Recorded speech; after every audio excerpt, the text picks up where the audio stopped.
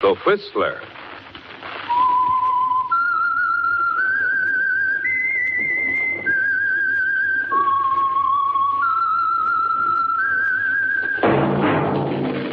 That whistle is your signal, the Whistler.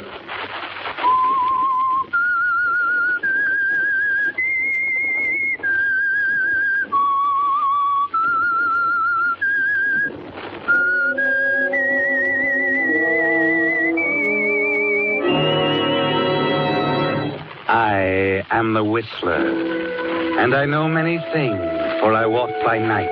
I know many strange tales hidden in the hearts of men and women who have stepped into the shadows.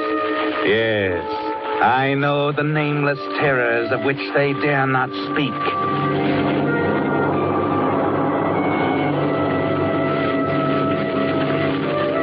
Yes, friends, it's time for The Whistler. Rated by independent research, the most popular West Coast radio program. And now, The Whistler's strange story, Quiet Sunday.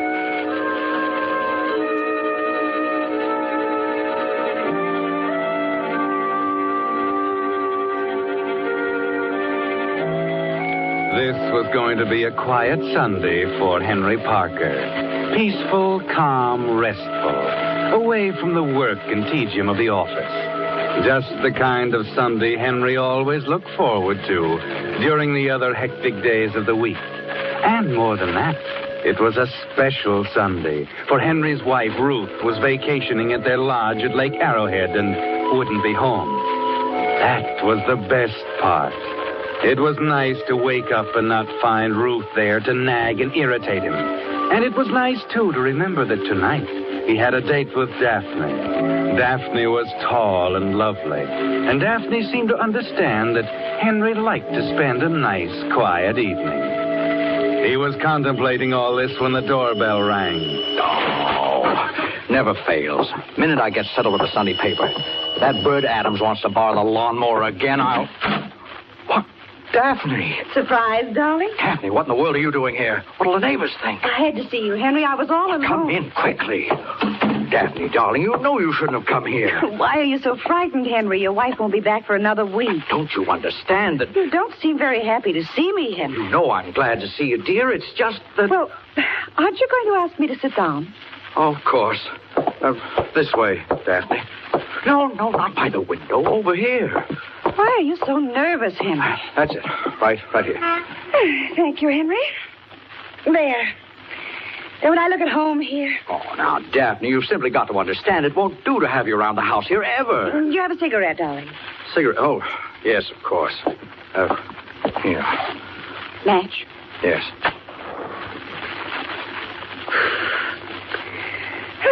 That's better. Now, go on, dear. Sit down. Put your feet up. Oh, please, Daphne, will you be reasonable? I'm being quite reasonable. Now, please sit down, Henry. I want to talk to you. Very well, Daphne. Now, forget about your wife. She's at Arrowhead, 100 miles away. Well, yes, but But what, Henry? Well, her friends are always dropping in. You know that. Why couldn't it have waited till tonight? I had to talk to you. Couldn't wait until then. Why? Is something wrong? That depends upon you, Henry. What do you mean? Do you love me? Oh, please don't be silly, dear. You know I do. I'm not so sure, Henry, and I'm very tired of it. The only time I get to see you is when you can get away from your wife. I've tried to explain. I want you all to myself, and, well, if it can't be that way, I don't want you at all. That's why I came. Sick of meeting you in back alleys and dining with you in out-of-the-way places where no one will see us. If you really love me, you wouldn't treat me this way. I know, Daphne, I know. It isn't very fair. Of course it isn't. Can't we talk about it tonight? Yes, that's it. We'll have a nice, quiet dinner at the Henry, Willows. there isn't going to be any tonight. You've got to make a decision now. What was that? Hey, the garage door. Someone's out there. Could it be? No, it's not Ruth. Oh, then I'll stay. Daphne, we can't take a chance. You better go. I'm staying, Henry. Maybe it's one of her friends. You'll start a lot of talk. I want an answer. Make up your mind. They're coming. Oh, listen, it's you, Daphne. Believe me. I promise you I'll free myself from Ruth some way, but you just got to give me time. Now, please go. All right, Henry. No, not the front door. Here. You better go down into the cellar. The door here. Now, you can wait down there at the foot of the stairs until they go. I'll call you. Remember what I said, Henry? Yes, dear, of course. Henry! Henry, where are you? It's Ruth. Henry! Oh, there you are, Henry. Well, surprise. What are you doing here? You know very well what I'm doing here. I wrote you a letter 2 days ago asking you to join me at the lodge. But I wired you, Ruth. I told you I couldn't take the weekend off. I'm way behind at the How do you office. think I feel up there all by myself? No. Leona and Emily and Edith, all of them up there with their husbands, and I'm alone. They all want to know where you are. I know, but look, I explained. I Ruth. feel like a fool. Well, I... Henry Parker, you're going back to Lake Arrowhead with me this very afternoon. I've had enough of your excuses. But I can't. Don't you see? I ask so little of you, Henry. I ask only what a wife expects, no more. You've got to go back to the lake with me today. And why, may I ask? Henry, today is our 10th anniversary. I told everyone you'd be there tonight. They'll think it's strange if you aren't. I'm sick of this pretense, Ruth. I'm fed up to the neck with all of your friends. Furthermore, I don't care a hang what they think. Why don't you tell them, Ruth? Why don't you tell them I want a divorce? You're not going to humiliate me. They're all coming over tonight, and you're going to be there. I won't be a laughingstock, Henry. Is that clear? Yes, that's very clear. No one knows I'm here in town. They think I'm still at the lodge. They all went on a picnic to Big Bear today, and I told them I had a headache. Oh, Henry, they won't be back till tonight, and when they arrive, I want you to be there. That's clever of you. Why did you do all this? I'd die if they knew I had to drive into town and beg you to come back with me. And what about the neighbors here? Well, I took all the back roads, and when I reached our street, I came up the alley and drove into the garage. Oh, please understand, Henry. This means everything to me. I couldn't face them. You and your pride. Oh, please, Henry. It's only 3 o'clock. We can drive there in 3 hours. There's plenty of time. I told everyone to drop in from 9 on. You simply don't understand, Ruth. I'm not going. I don't care what your friends think. Don't you see that? You're coming with me, Henry. That's all there is to it. Now where are you going? Down in the cellar to get your overnight bag. No, wait a minute, Ruth. No, wait. Oh, don't argue with me. Go and get your razor and things from the bathroom. All right, Ruth. All right, you win. I'll go down and get the suitcase. I can get it. Stay away from the door. Henry, who is that woman? I told you not to open that door. Henry, Henry, what are you doing? Overbearing, stupid. Henry, don't be silly. Don't be silly. No, you don't. I've had all of you I intend to take. Oh, Ruth. Oh, no. Oh, Ruth. Daphne. Say, we better get some water here. Let me... What's the matter, Daphne? Daphne, what's the matter? Well, don't you see we've better... don't you think that... Just let her stay there, darling. There's no point in moving her now. Oh, no, you mean Ruth is... Yes, Henry. She's dead.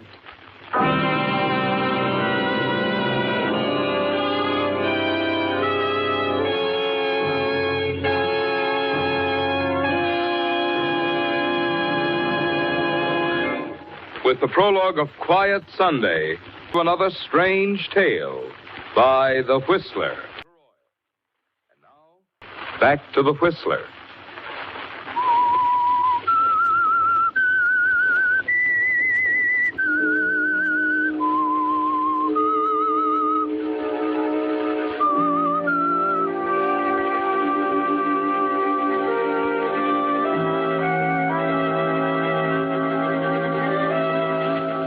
So Ruth is lying dead at the foot of the cellar stairs. And the quiet part of the Sunday is over, isn't it, Henry? Just like that. Her unexpected arrival home, her irritating insistence that you go back to Lake Arrowhead with her, the argument, the cellar stairs, a flash of blinding rage, and it was over. Death is a strange, terrifying thing, isn't it, Henry? You've never been so close to it before. All you can do is stand there at the foot of the stairs and look dumbly at Daphne, too stunned even to think. Daphne, I didn't mean it. It was an accident. You saw it all, didn't you? There was nothing. She just slipped. Stop it, Henry. You saw it. And you can tell them I said stop it. I'm not going to tell them anything. What do you mean? We've got it. Forget it. You pushed her and you know it. You mean you're going to tell them? Oh, Daphne, you can't. Well, don't you see? Listen to me. There's a way to get out of this gracefully. Now get hold of yourself. I could hear her through the door. What did she say about sneaking away from the lake? Oh, it was our anniversary, and she wanted me to be there. Her friends are away at Big Bear, and they think she's still there at the lodge. And no one knows she came down here? No. She wasn't seen? No. Henry, supposing she fell down the stairs at the lodge instead of here. Huh? While you were spending a quiet Sunday in town.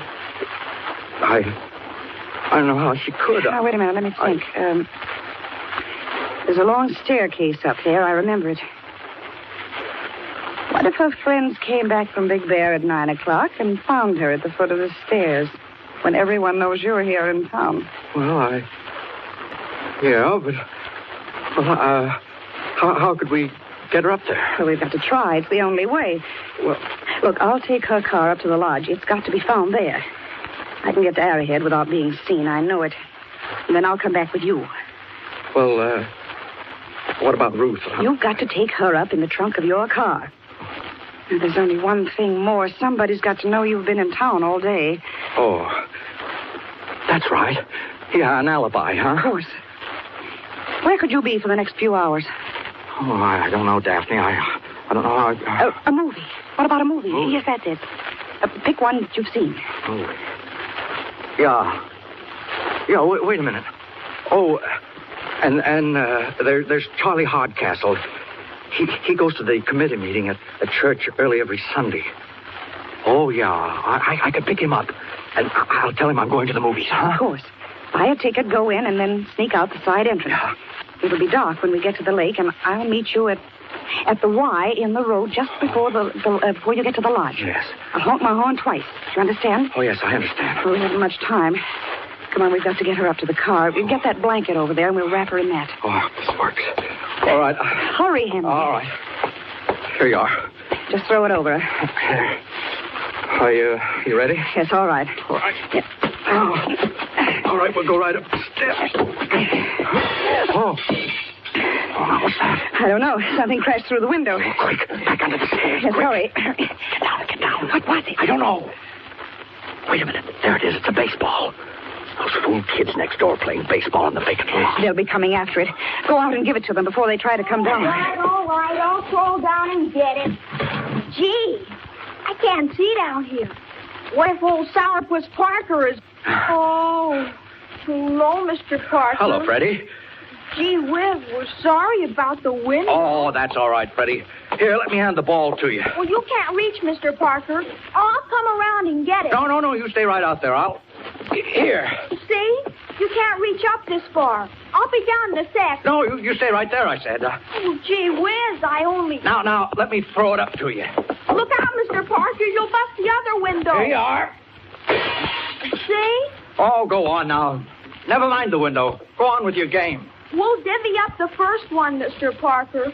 But the Look, I second said never one... mind, Freddie. Go on, get out of here and close that window after you, will you? Okay, Mr. Parker. Gee whiz, what's the matter with him? Oh, that was close. Well, don't worry about that now. Let's get her into the car.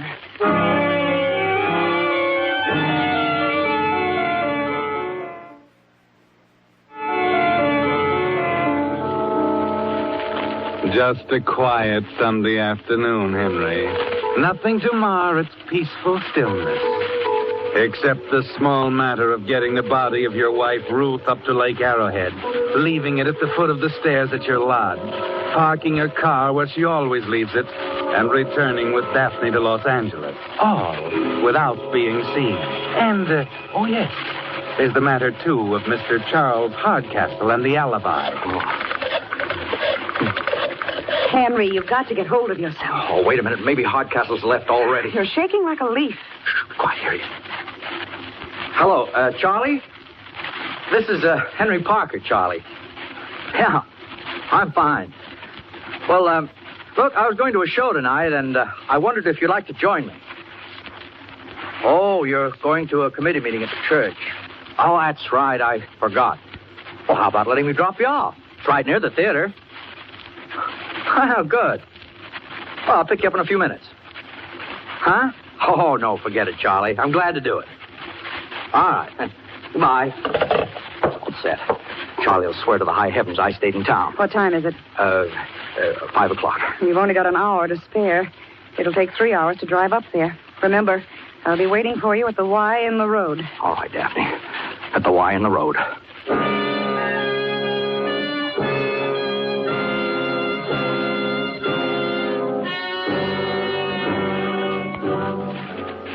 There's no turning back now, is there, Henry? The body is riding behind you now in the trunk of the car as you drive slowly down the street to pick up Charlie Hardcastle. You're beginning to settle down a little, aren't you? The terrible shock that gripped you at first is beginning to wear off, and you're thinking more clearly.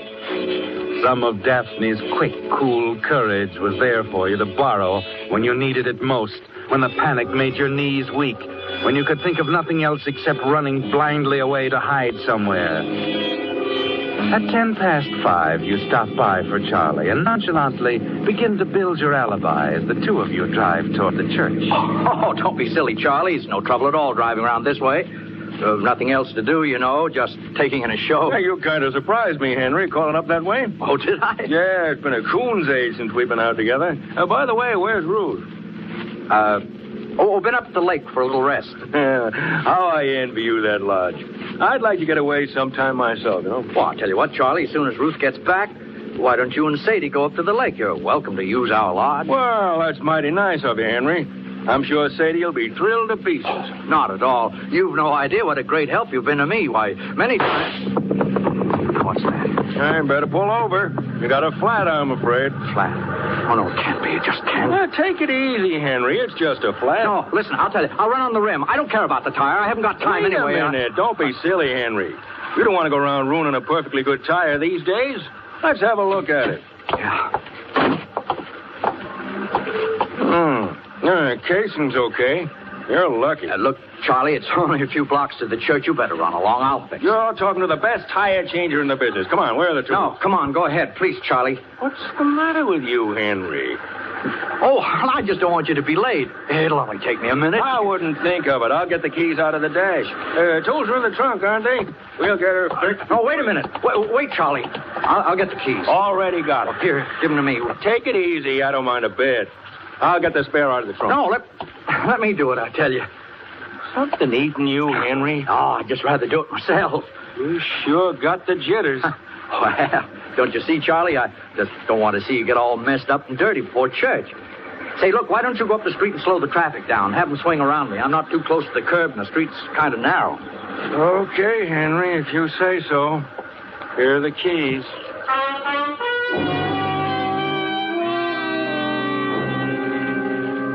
It's worse than ever now, Henry.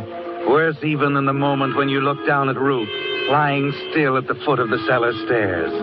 One more second and Charlie would have opened the trunk, looked curiously at the blanket-wrapped, shapeless thing that was your wife, and it would have been all over. But you can't waste time thinking about that now. Your hands won't work. You fumble clumsily with a jack, with the lug nuts on the wheel, glance nervously at Charlie down at the corner directing traffic. 1,000 years later, the tire has changed, and you're frantically trying to get the old wheel back in the trunk when... Come on. Here, let me give you a hand with that, Henry. No. Here, I'll take it. No. Wait a minute. That's got it. All set? Yeah. You can go ahead and get in. We're... Hey, you left the jack out. Here, let me put it in the trunk. No. It's all locked. I'll throw it in the back seat. All right, Henry. Well, better get in. Yeah. Well, I got the keys right here. Oh, yeah. It was kind of a tough break, wasn't it? Yeah. Hey, Charlie, I'm sorry I got so jumpy. Funny thing, though, flat tires always kind of throw me a little. Yeah, I don't think I was much of a help, though, standing out there. You're soaked to the skin. Yeah, I am. Well, you see, never would have done to have you show up at church this way. Oh, gosh, it's too bad you can't go to the show with me. Hey, you know, I was thinking, maybe I won't go to church. I wouldn't mind seeing a movie tonight myself. Oh, now, I don't want to talk you out of going to church. Don't get me wrong, Charlie. Oh, it was just I can let you off right at the door. What's playing at the show tonight? I don't know, some second-rate picture. I'll tell you, I'll give you a report on it, and you can take it in tomorrow night if it's any good. I'd hate to think I kept you out of church. All right, Henry. Don't worry. I'm going to church.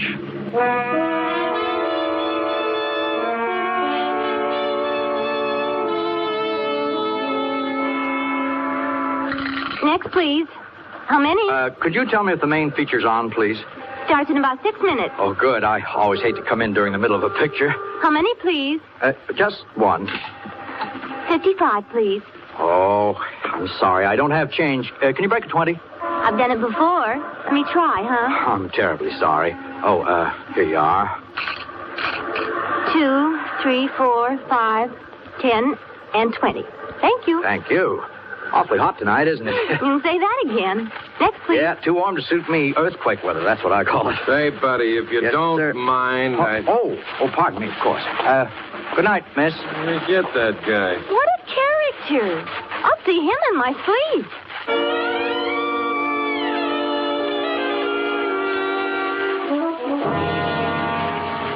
That's right, Henry. They'll remember you now.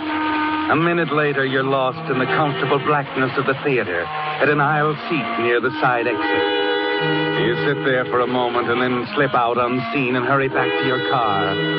It's 6 o'clock now, Henry. Just 3 hours left to make it.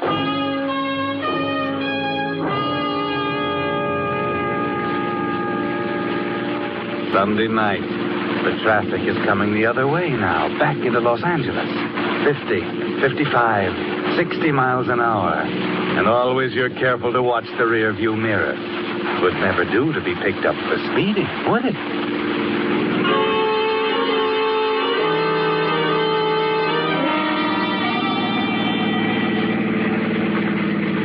Oh, 8:30. I made wonderful time. And there's the Y in the road ahead.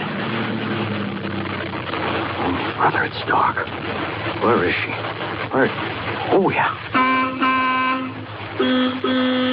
Oh, Daphne, thank heaven.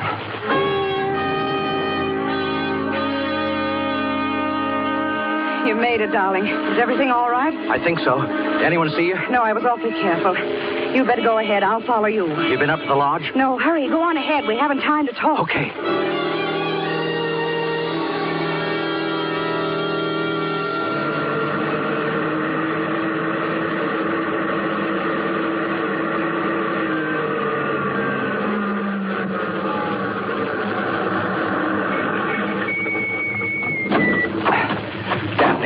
Daphne, there's the lodge. Look, pitch dark. Where does she usually leave the car? Over there at the side. Better move it now. No, we'll take her in first. Got the keys? Yeah, right here. All right, hurry and open the trunk. I'll help you carry her. Yeah. We're in time, darling. We made it.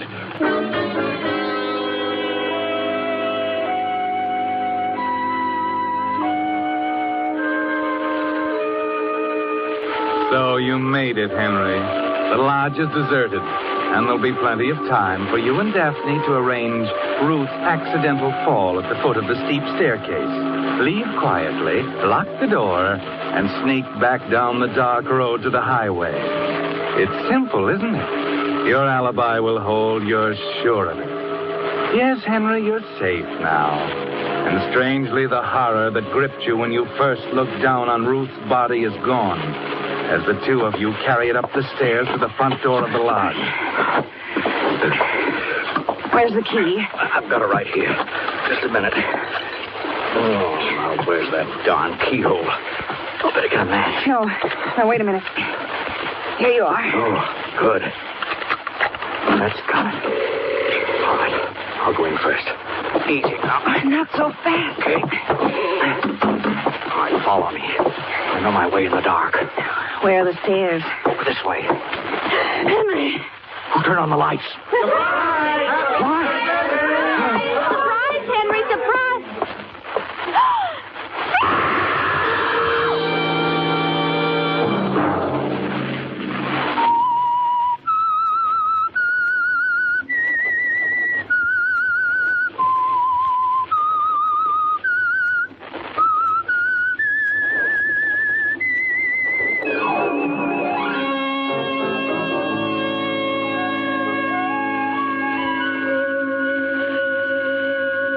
Monday at 9 o'clock, The Whistler will bring you another strange tale. The Whistler is broadcast for your entertainment. Featured in tonight's cast were Joseph Kearns and Mary Lansing. This program produced by George W. Allen with tonight's story by Bernard Gerard and Zane Mann. Music by Wilbur Hatch.